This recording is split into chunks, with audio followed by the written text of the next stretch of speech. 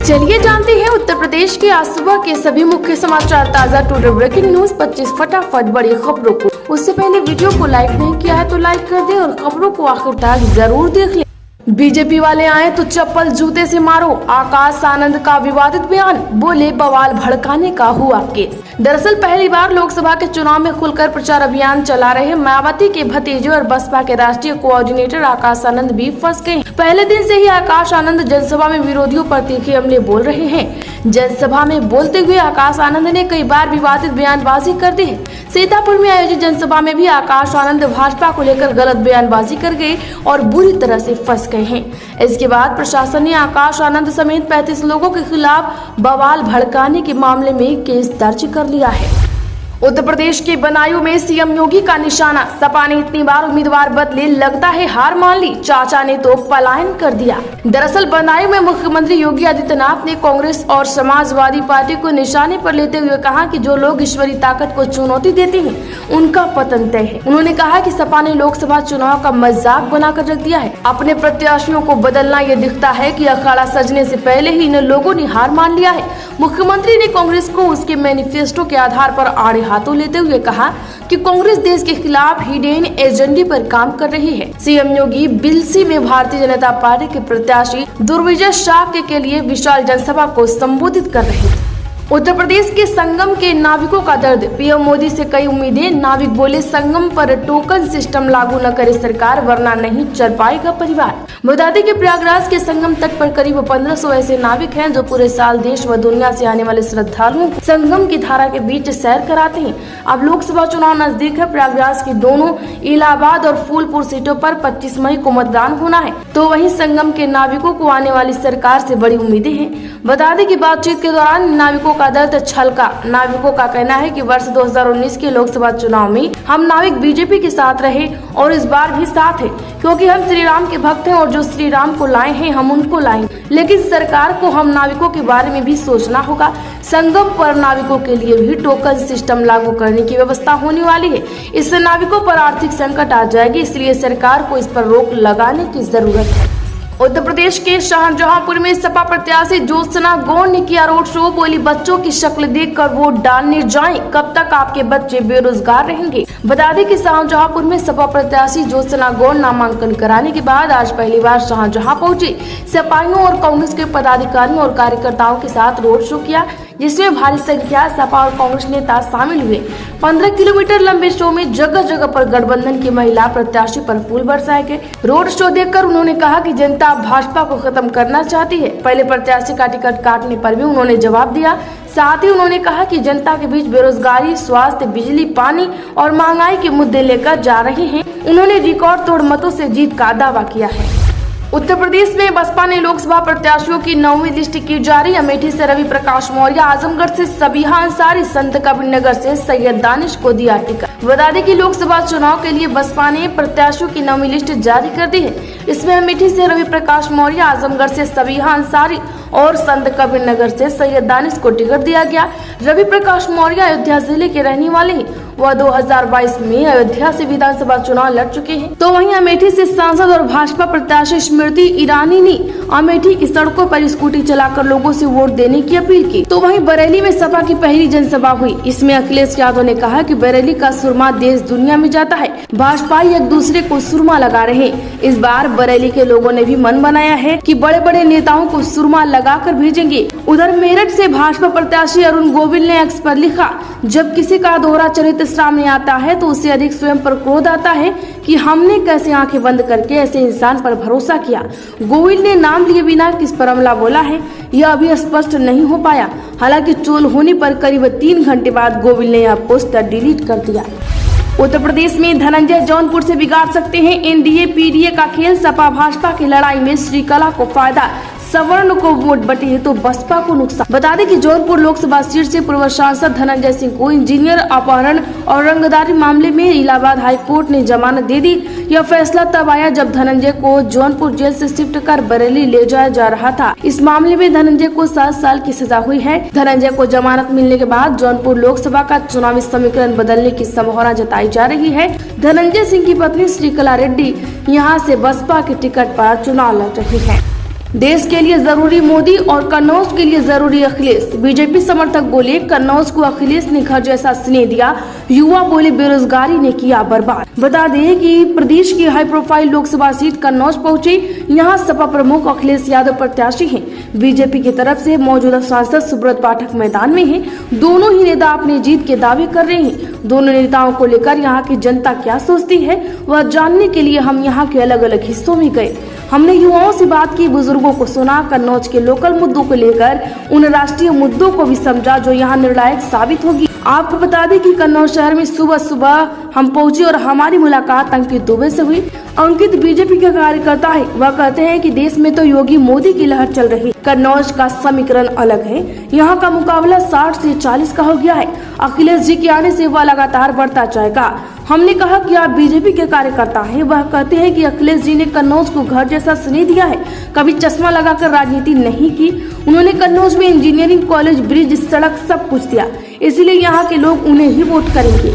उत्तर प्रदेश में ब्रजेश पाठक ने ब्राह्मण समाज को याद दिलाया इतिहास। बोले कांग्रेस में घोटाले होते थे। अयोध्या में निहत्थे कार सेवकों पर चलवाई गई गोलियां। बता दें कि कौशाम्बी पहुंचे उप मुख्यमंत्री ब्रजेश पाठक ने ब्राह्मण समाज का इतिहास मंच से याद दिलाया। उन्होंने कहा कि हमने बड़े बड़े सिंहासन को ठोकर मारकर देश राष्ट्र के लिए काम किया है। कांग्रेस के सबसे लंबे कार्यकाल को भ्रष्टाचार और घोटाले का काल बताया। सपा पर निशाना साधते हुए कहा कि अयोध्या में निहत्थे कार सेवकों पर गोली चलवाकर सड़क और सरयू नदी के पुल को खून से लाल किया। दुनिया में रामलला को कलंकित करने का काम सपा ने किया है। उत्तर प्रदेश में अमित शाह बोली अखिलेश का यह कैसा यादव प्रेम। मैनपुरी में कहा उन्हें सिर्फ परिवार दिखता है, सब कुछ अपने कुनबे को दे रहे। बता दें कि केंद्रीय गृह मंत्री अमित शाह अखिलेश के गढ़ मैनपुरी में रैली को संबोधित कर रहे थे। उन्होंने कहा कि समाजवादी पार्टी कहती है कि हम यादवों के शुभचिंतक हैं। इस बार कन्नौज से अखिलेश, मैनपुरी से डिम्पल, फिरोजाबाद से अक्षय, बदायूं से आदित्य और आजमगढ़ से धर्मेंद्र यादव चुनाव लड़ रहे हैं। अखिलेश का यह कैसा यादव प्रेम है, जो भी कुछ है अपने कुनबे में डालो, ये किसी के पास न जाए। परिवारवादी पार्टियों को समाप्त करने का अब समय आ गया है। अखिलेश और डिम्पल राम मंदिर की प्राण प्रतिष्ठा में किसके डर से नहीं गए। इससे पहले कासगंज में शाह ने कहा कि राहुल बाबा झूठ फैलाने का काम बंद करो, ओबीसी आरक्षण छीनने का काम आपने किया। मैं अखिलेश से कहना चाहता हूँ कि आप जातिवाद कर रहे हो, लेकिन जाति में आपको अपना परिवार ही दिखता है। राहुल गांधी से पहले स्मृति ईरानी पहुंची रामलला के दरबार। आम लोगों की तरह लाइन में खड़े होकर किया दर्शन। बता दें कि अमेठी से भाजपा प्रत्याशी और केंद्रीय मंत्री स्मृति ईरानी नामांकन दाखिल। दरअसल अमेठी से भाजपा प्रत्याशी और केंद्रीय मंत्री स्मृति ईरानी आज सोमवार को नामांकन दाखिल करेंगी, लेकिन इससे पहले स्मृति ईरानी ने अयोध्या पहुंचकर रामलला के दर्शन किए। जैसा कि हमने आपको कल बताया था कि राहुल गांधी भी अयोध्या के राम मंदिर पहुंचकर रामलला के दर्शन करेंगी, लेकिन राहुल गांधी से पहले स्मृति ईरानी ने रामलला के दर्शन करके सियासत में हलचल पैदा कर दी। अयोध्या पहुंची स्मृति ईरानी ने आम लोगों की तरह लाइन में खड़ी होकर रामलला के दर्शन पूजन किए, साथ ही वह हनुमानगढ़ी भी गयी। सपा और बसपा को झटका। जिला पंचायत अध्यक्ष सहित दर्जन नेता भाजपा में शामिल। डिप्टी सीएम ने दिलाई सदस्यता। बताने के भाजपा के वरिष्ठ नेताओं को मुख्यमंत्री ब्रजेश पाठक की उपस्थिति में भाजपा राज्य मुख्यालय पर सपा और बसपा के वरिष्ठ नेताओं ने भाजपा की सदस्यता ले ली। सदस्यता ग्रहण करने वालों में सपा नेता पूर्व विधायक खलीलाबाद दिग्विजय नारायण, जय चौबे, सपा के जिला पंचायत अध्यक्ष संत कबीर नगर बलराम यादव व सपा से अध्यक्ष नगर पालिका परिषद खलीलाबाद जगत जायसवाल सहित कई गद्दार नेता शामिल हैं। उत्तर प्रदेश में दंपत्ति कांड। नामजदों की गिरफ्तारी न होने से गुस्साया कुशवाहा समाज, किया मतदान का बहिष्कार। बताने की हसायन विकासखंड क्षेत्र के गांव पोरा में होली पर हुए दंपत्ति कांड में नामजद आरोपियों में से 2 आरोपियों को गिरफ्तार नहीं किए जाने व पीड़ित परिजनों के खिलाफ दर्ज कराई गई रिपोर्ट वापस नहीं होने से कुशवाहा समाज के लोग आक्रोशित हो गए हैं। माजरा भूपालगढ़ी की कुशवाहा समाज के लोगों के द्वारा लोकसभा चुनाव बहिष्कार करने की चेतावनी दी गई। ग्रामीणों ने कहा कि दंपत्ति कांड के 5 नामजद आरोपी हैं, मगर पुलिस ने आज तक 2 नामजदों को गिरफ्तार नहीं किया।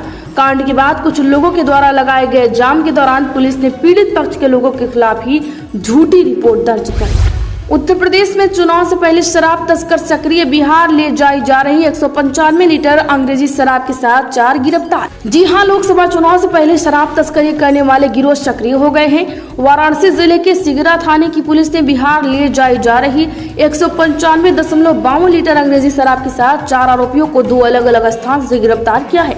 इंस्पेक्टर शिगरा राजू ने जानकारी दी कि परेड कोठी इलाके से अलग अलग कार्रवाई में पकड़े गए चारों आरोपियों की पहचान पटना के बाढ़ थाना के भटगांव के राहुल कुमार और अन्य आरोपी के रूप में हुई है। उत्तर प्रदेश का अमरोहा सीट 17 लाख मतदाताओं में से 11 लाख ने डाले वोट, स्क्रूटनी की प्रक्रिया पूरी। बता दें कि अमरोहा लोकसभा सीट पर हुए चुनाव में 64.58% मतदाताओं ने अपने मताधिकार का प्रयोग किया। 17,16,646 मतदाताओं में से 11,08,652 मतदाताओं ने लोकतंत्र के इस महापर्व में हिस्सा लिया।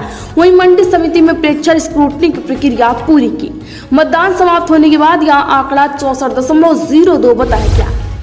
उत्तर प्रदेश में जातीय चक्रियों में फंसी ये सीट सपा और भाजपा ने लगाया अंगड़े पर दाव, तो बसपा ने भी खेला मास्टर स्ट्रोक। जैसे जैसे धूप तीखी हो रही है, चुनावी सरगर्मी भी बढ़ती जा रही है। राजनीतिक दलों की सक्रियता बढ़ गई है। प्रत्याशियों की भागदौड़ से चुनावी माहौल दिखने लगा है। हालांकि अभी मतदान खामोश है, ऐसे में प्रत्याशियों की बेचैनी बढ़ती जा रही है। बलिया और सलेमपुर लोकसभा सीट से भाजपा ने अपना प्रत्याशी काफी पहले ही घोषित कर दिया था। पिछले दिनों सपा ने भी अपने उम्मीदवार के नाम का ऐलान किया। सपा ने इस सीट पर जातीय समीकरण का पूरा ख्याल रखा है ताकि ऐसी किलेबंदी हो कि भाजपा को हराया जा सके, मगर बहुजन समाज पार्टी सपा का खेल बिगाड़ने में लगी है। सलेमपुर में बसपा ने पूर्व प्रदेश अध्यक्ष और राजभर बिरादरी के भीम राजभर को मैदान में उतारकर इसका संकेत भी दिया। यहाँ सपा ने भी राजभर बिरादरी से ताल्लुक रखने वाले पूर्व सांसद रमाशंकर राजभर पर दांव लगाया है। उत्तर प्रदेश मेरठ में चुनाव होते ही मुंबई चले गए रामायण के राम, बताई वजह कांग्रेस हमलावर। बता दें कि यूपी की मेरठ लोकसभा सीट पर दूसरे चरण में मतदान हो गया है। यहां से बीजेपी ने रामायण सीरियल में भगवान राम का किरदार निभाने वाली अरुण गोविल को मैदान में उतारा है। मेरठ में वोटिंग के अगले दिन ही अरुण गोविल मुंबई चले गए, जिसके बाद कांग्रेस समेत विपक्षी दलों ने उन पर निशाना साधा। अब गोविल ने चुनाव के बाद मुंबई जाने के पीछे की वजह बताई। उन्होंने बताया कि वह बीजेपी के निर्देश पर मुंबई में है ताकि वहाँ की जिम्मेदारी भी निभा सके।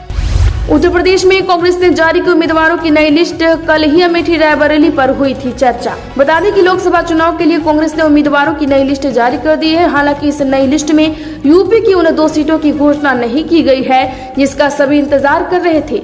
बीते दिन केंद्रीय चुनाव समिति की बैठक में अमेठी और रायबरेली पर चर्चा हुई थी और फिर फैसला कांग्रेस नेतृत्व पर छोड़ दिया गया था। अब कांग्रेस ने आज जो लिस्ट जारी की है उसमें ओडिशा के 2 उम्मीदवारों के नामों का ऐलान किया है।